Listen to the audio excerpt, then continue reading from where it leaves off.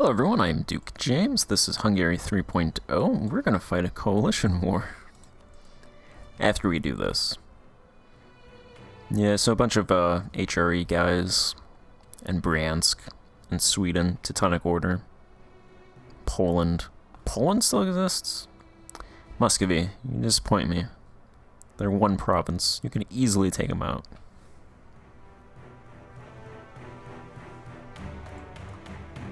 I mean, we might not actually even fight a coalition war, because I forgot we still have allies, Novgorod, Muscovy, Rome. Rome doesn't really have many troops, though, because Rome has chronic money issues.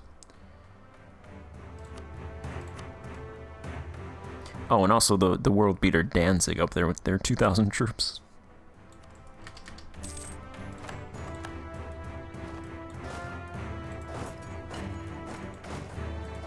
Alright, let's get all of our troops together.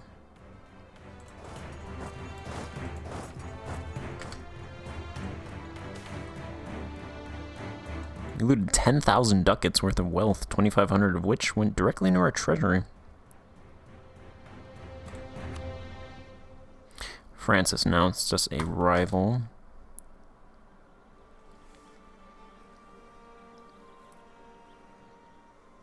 Most of the countries are over here.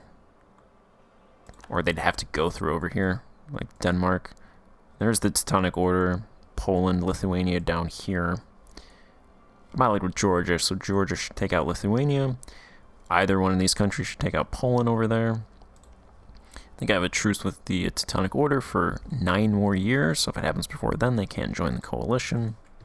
So really, it's just over here that I have to worry about. But I think a couple of those countries dropped out because that was also December, so it's even less.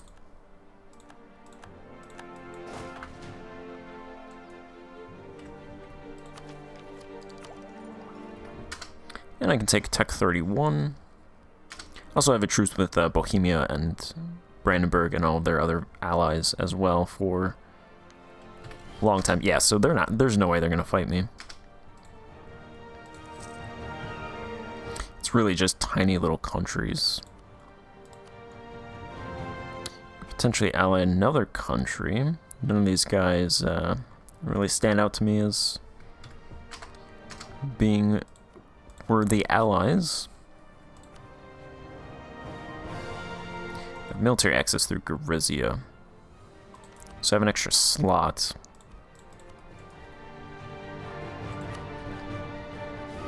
Actually, I have 2 extra slots. Might as well.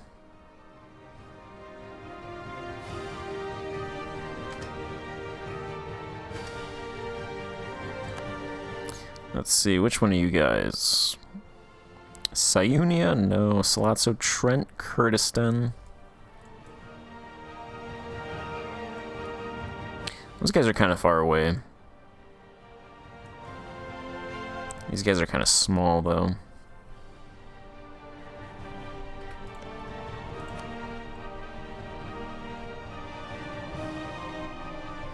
Padua has meritocracy, so they might give that to me.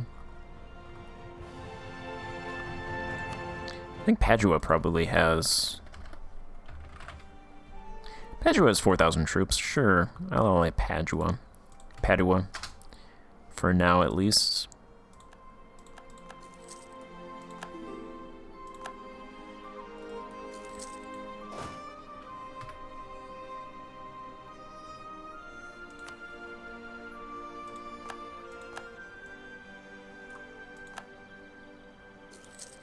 It's going to be an HRE coalition. Oh no, Poland's joined.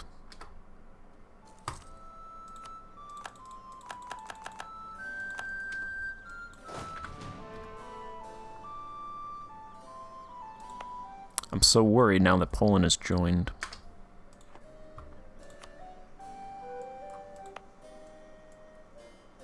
I'm going to go ahead and upgrade this fort. That fort there, that's a fort level 5.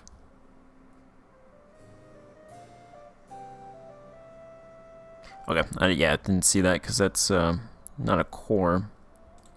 Wondering how that could be a,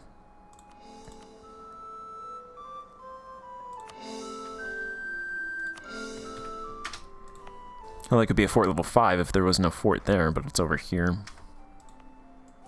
Fort level 4, fort level 3. Let's upgrade that one.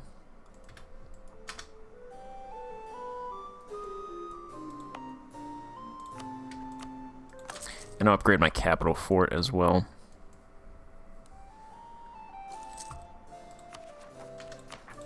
I could always force the coalition.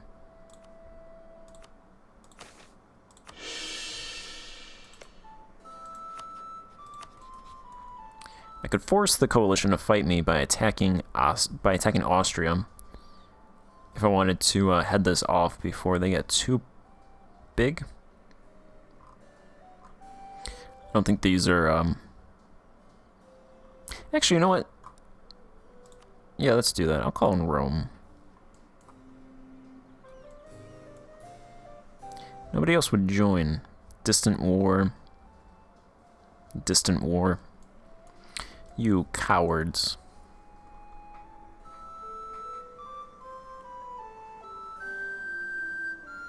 We got manpower. A lot of mercs, too. So that would reset my truce with Bohemia.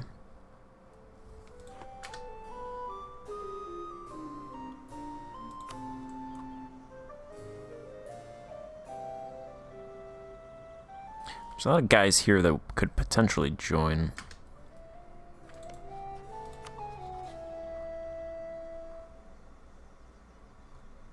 Should probably be half, but then I wouldn't have my allies, so I feel like having my allies would probably be worth a couple other of these countries joining and fighting them.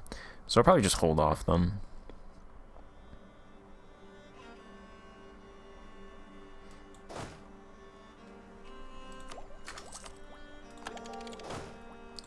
I'll take the next tech.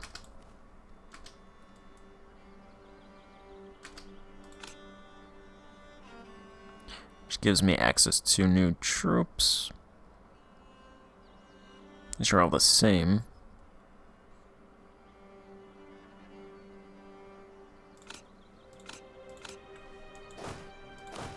And then I'll start drilling these troops.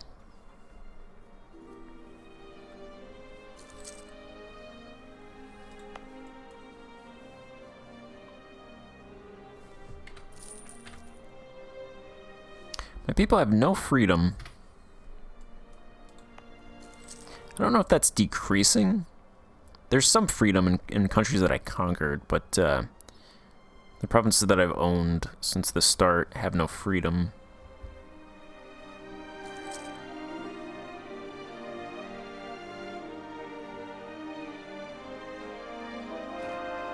Where's that one that increases freedom?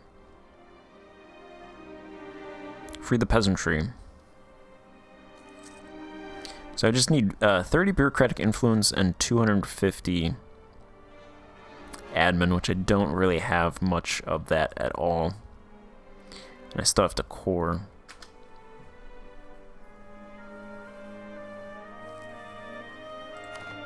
My advisor is level 1 because the only level 3 advisors are aristocrats, but I guess that's fine.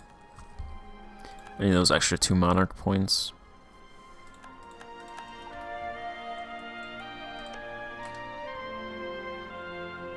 Timurids allied someone? No. I think they just influenced someone. England lost their province up here. It's funny.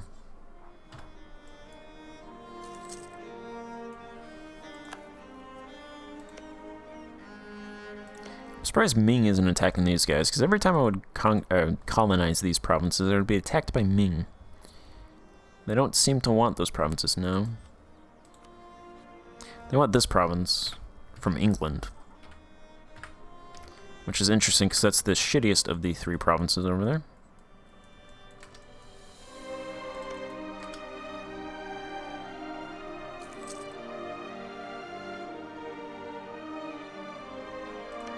They don't really have good commerce industries, actually, as much as I thought they would have.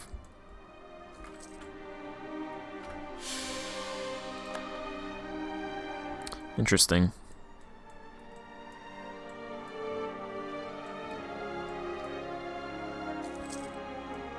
Alright, so the only territory I need is one province from Rome over here, one province from Genoa, I forgot their name. I guess technically this province, if I'm going to fight Novgorod, I'll take this province, and then Finland, which is these provinces, and then two of these three provinces. I don't know if it's that one or these two, maybe all of those. I'm not entirely sure. I think it's these, because I think Norway's territory comes up and takes this stuff. Something like that.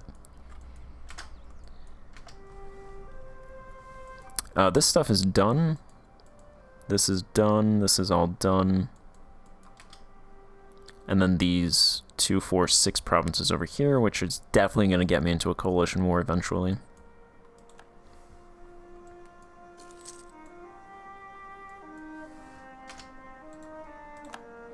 I've put a diplomat on outraged countries. I'm going to put 2 diplomats on outraged countries and grab a core claim on... I'm going to grab a claim on Prague. Those 2 diplomats can help out with the outraged countries. Roll another general, a 4522. That guy died.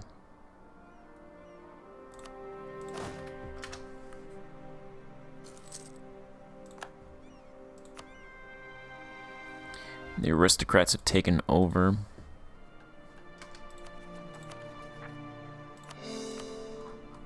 Alright, that is all the provinces except this one being Cord, but that's too far away. Which is weird because I was able to take that, but it's too far away.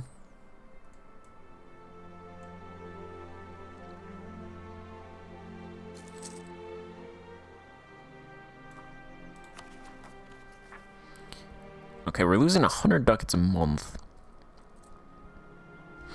I'm spending a lot on infrastructure now, so I think that's what a large chunk of this is. But I figure since I'm building stuff, if I don't want that stuff to decay, I have to spend.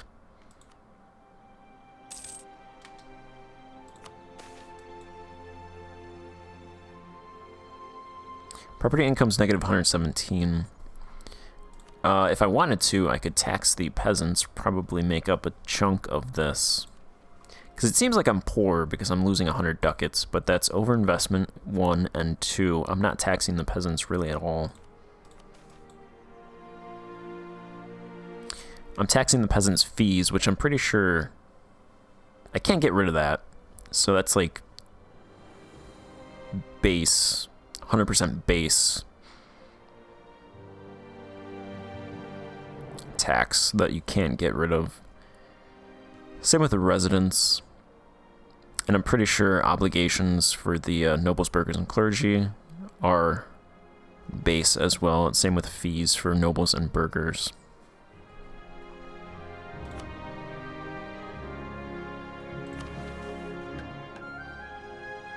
I think the year is already done because it's January 27th, but I'll go ahead and increase the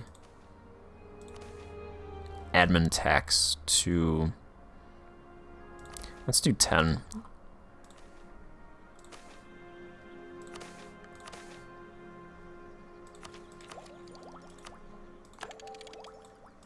Go ahead and grab that because we have a lot of dip, and I'll bump this up to 15. Diplomatic would be nobles and burghers mostly in terms of taxes. Admin would be... Let's actually bump that up to 12. Admin, I think, is mostly the residents and the peasants.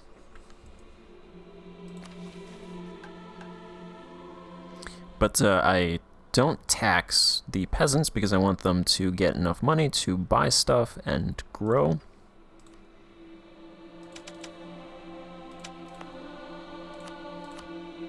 Because the more money they have, the more stuff they can buy, and the more their needs are taken care of, and the more they grow.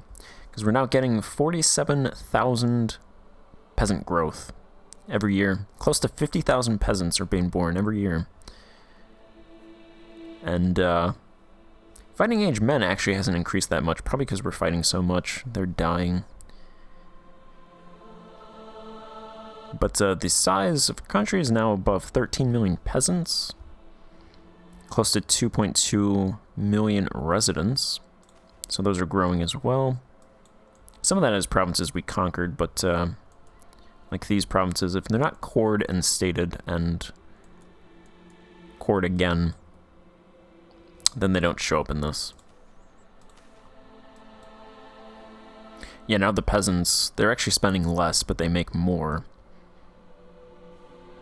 Their comfort went above, I think it was like 0.99 before. Luxury goods, still not that great.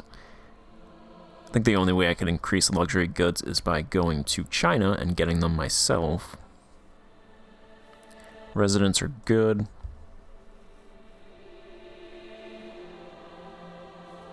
Nobles make 1 ducat.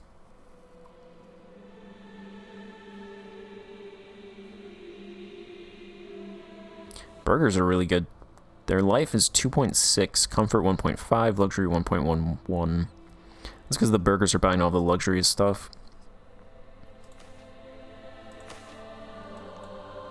Salt's good. Food is still not good. That's fine. I think we'll just trade. Food's pretty cheap, I think, anyway. So raw materials actually decreased. We're running a raw material deficit now. Consumer's good, military's good, naval's good, industrial's good. Luxury is almost good. And knowledge is still double. Yeah, so I think I can start taxing the peasants a little bit.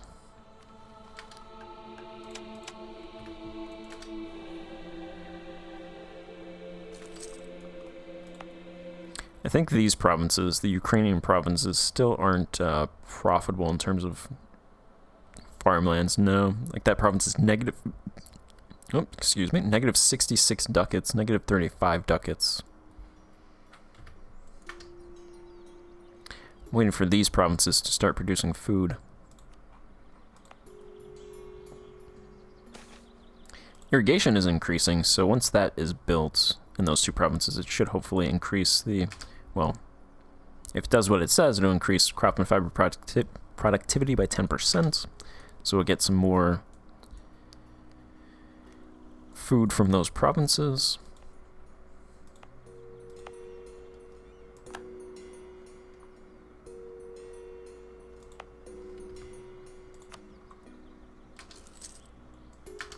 Here's the autonomy map mode.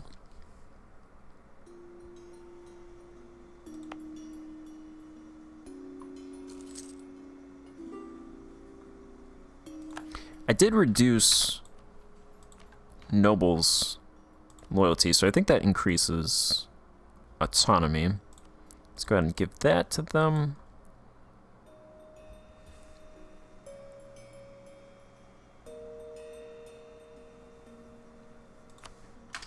If I can increase peasant freedom, that should reduce noble power, which will reduce corruption and I think autonomy as well.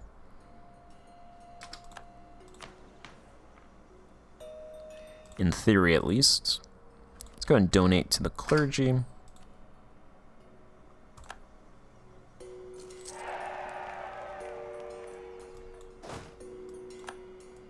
So I guess no coalition war.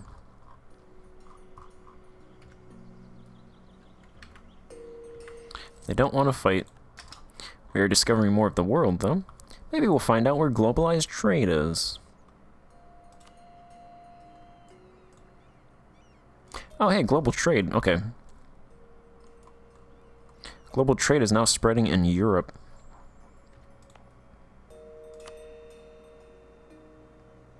We'll get it in 25 years.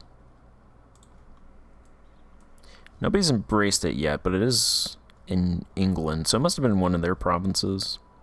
Actually, England has embraced it, which is what is giving it to us, so it must have been in one of their provinces.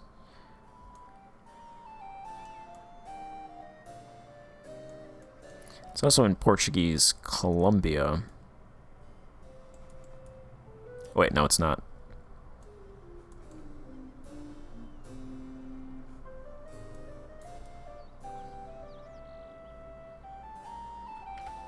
Well, we should get that soon. By soon, I mean 25 years. Which is actually not that soon.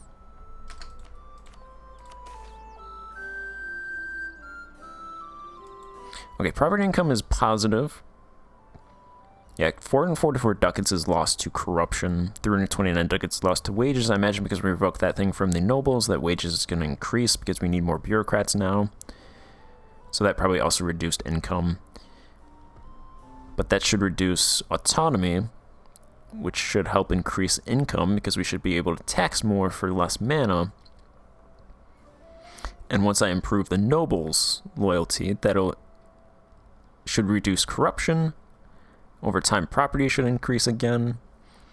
And then I'm also taxing the people more now, so we should get that as well.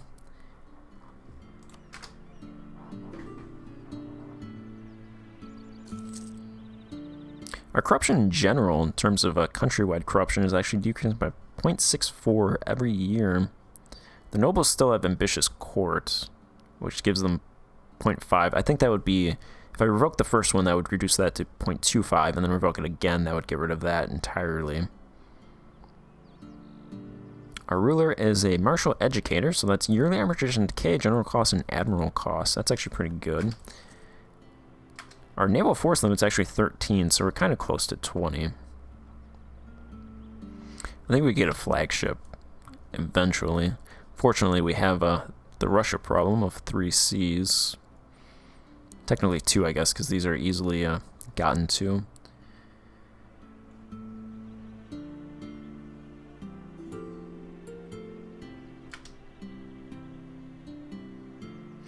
Alright, let's see what happens to our income this year.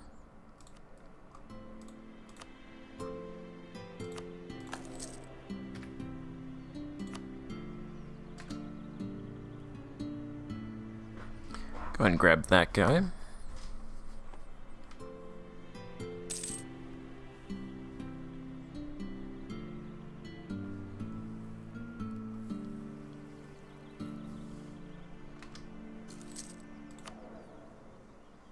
Alright, our deficit increased.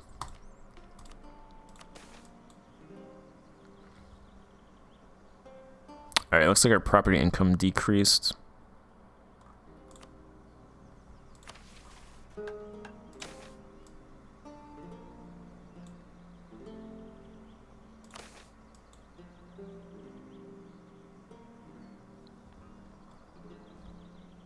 And it doesn't look like we actually taxed the peasants anymore. Pretty sure that should have happened.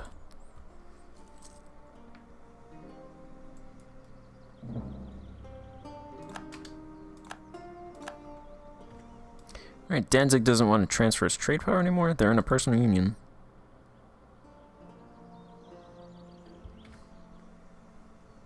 Well, that's annoying.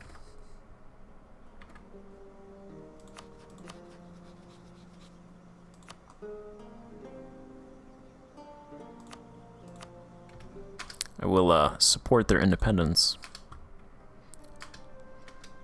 They can't be a free state of Danzig if they're under somebody. Alright, I'm going to end this part here and then pick up the next part, probably play for a little bit and then go from there. So thanks for watching and goodbye.